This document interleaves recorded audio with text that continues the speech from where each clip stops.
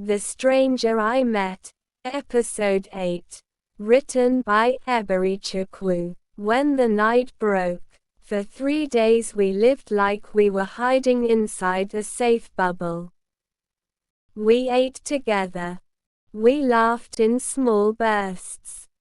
I sat outside the children's door at night and watched their slow breathing until sleep pulled me down.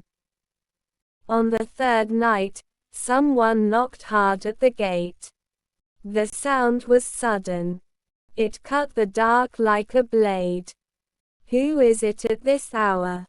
my mother whispered. The knocking came again, louder, desperate. My heart jumped. My mother's face went white. "It's him," she said. James's voice filled the yard. It was rough and sharp. "Open up. I want my children." My knees felt weak. For a second I only listened. The children were inside, asleep.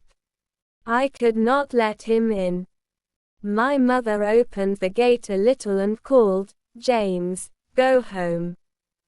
He pushed the gate and walked into the compound as if he owned the place. He smelled like old anger and cheap liquor. Behind him stood a stranger, taller, loose-limbed, smiling in a way that made my skin crawl. "Where are my boys?" James shouted. "Inside," I said. My voice sounded small, but it reached him. "You took them from me," he spat.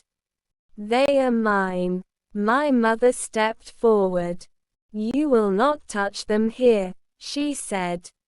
Her voice was steady. Her hand remembered the place where he had struck me.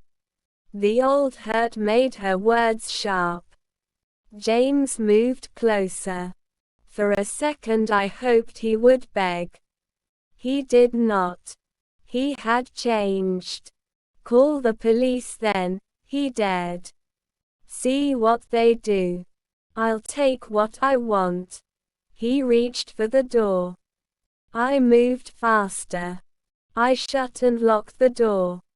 The bolt clicked. It felt like a small victory. Through the window I watched James lean on the frame.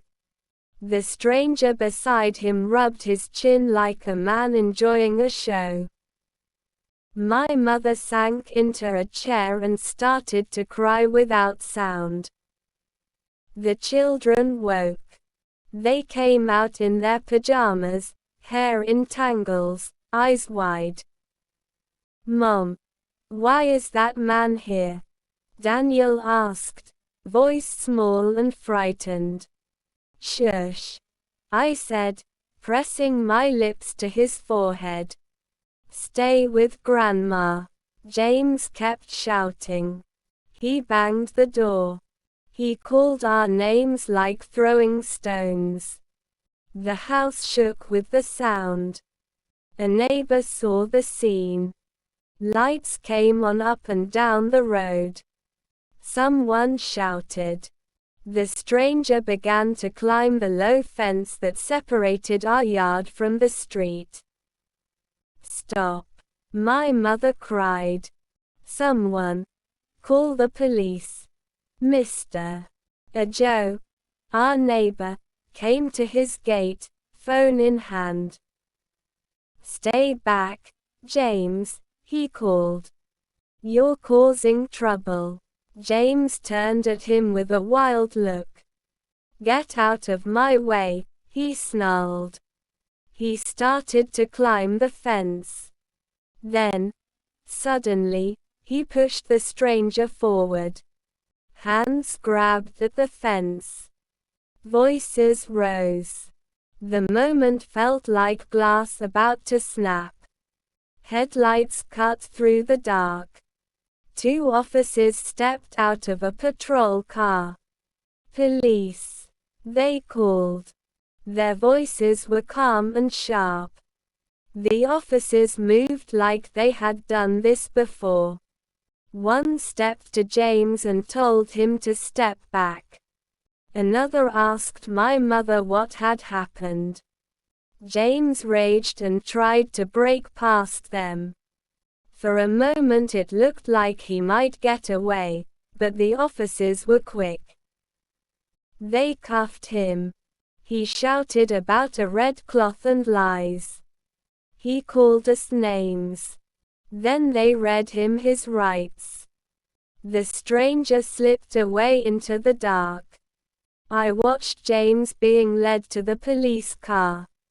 The children watched from the window. Their small faces were pale. Solomon buried his face in his hands. Grace clung to Daniel. I felt a rush of relief and a stab of grief at the same time. At the station I told the officers everything. The red cloth. The late-night threats. The times he had hit me. Saying the words felt heavy and also strangely freeing. Naming the things made them real. You can press charges for domestic violence, one officer said quietly. There is also the matter of custody.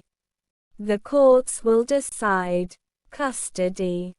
The word landed hard. I had never wanted to think that way. But now the law felt like a rope thrown into rough water. On the ride home my mother held my hand so tight it hurt. You did the right thing, she said. You kept them safe. But safety came with a new weight. Papers. Hearings. People who would ask questions and listen to our every pain. James's arrest did not fix everything. It only moved the fight to a new place, one with suits, dates, and witnesses. That night the children slept more easily. I sat in the quiet and felt both lighter and lonelier. Lighter because the danger had been pulled away. Lonelier because I now saw how long the road would be. 2 days later a thin envelope arrived. My hands trembled as I opened it. Inside was a court notice. A date for a hearing on custody and the assault allegations stared back at me. I folded the paper and put it into my pocket. I looked at my children sleeping and let myself hold a small, cautious hope. Outside, James's voice still lingered in my memory. But now there were papers, witnesses, and the law. Dawn would bring new battles. I would face them. I had no choice. Several days before the court date, James called me repeatedly. I sluggishly picked up. "Don't go to that court," he said.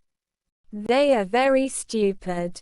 We can't be separated, Biko. Plead with your parents." He added, "I will come and pick you all tomorrow. I've already told my lawyer to cancel the petition I filed against you and your parents." I wasn't strong or ready for such a fight. I was happy he called, but I pretended otherwise. He called back, but I didn't answer. The date for our court appearance came and went. One fateful morning. Episode 9 loading.